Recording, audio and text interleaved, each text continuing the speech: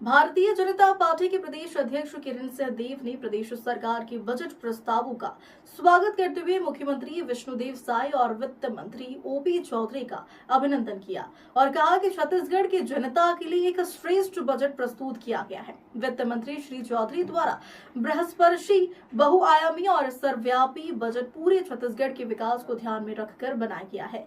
देव ने कहा कि मुख्यमंत्री एवं वित्त मंत्री ने सभी वर्गों का, सभी क्षेत्रों का विकास की दृष्टि से समुचित ध्यान दिया है। श्री देव ने कहा कि इस बजट में विशेषकर बस्तर, सरगुजा, वनवासी क्षेत्र, आदिवासी अंचल जहां पर विकास की अनेक संभावना है, उसे उचित स्थान दिया गया।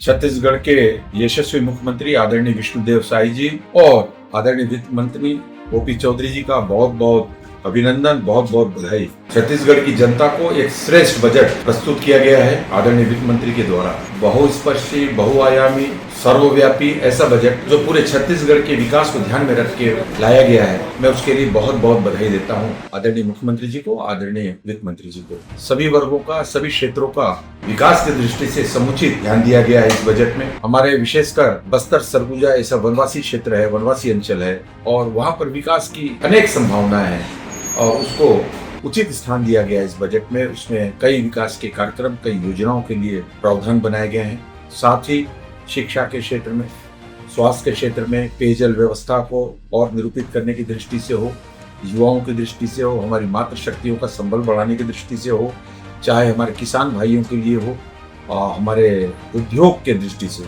चाहे वो बड़े उद्योग हों, लघु उद्योग, मध्यम उद्योग हों, कुटीर उद्योग हों, इंफ्रास्ट्रक्चर का डेवलपमेंट को ध्यान में रखते हुए समूचे छत्तीसगढ़ के 5 संभाग में समुचित रूप से विकास की अनेक संभावनाएं और योजनाओं के माध्यम से परिलक्षित हुई हैं। हमारे इस छत्तीसगढ़ को आदरणीय प्रधानमंत्री मोदी जी की जो परिकल्पना है 2047 तक विकासशील भारत को विकसित देश में परिवर्तन करने की दृष्टि से जिस तरीके की उन्होंने योजनाएं बनाई हैं, आदरणीय मुख्यमंत्री जी के नेतृत्व में उसी तरीके से पूरे छत्तीसगढ़ में विकासशील छत्तीसगढ़ को विकसित छत्तीसगढ़ में परिवर्तन करने की दृष्टि से उठाया गया एक महत्वपूर्ण कदम है। पिछला बजट ज्ञान को समर्पित था और यह इस बजट में ज्ञान को गति प्रदान करने की दृष्टि से और अनेक प्रावधान किए गए हैं।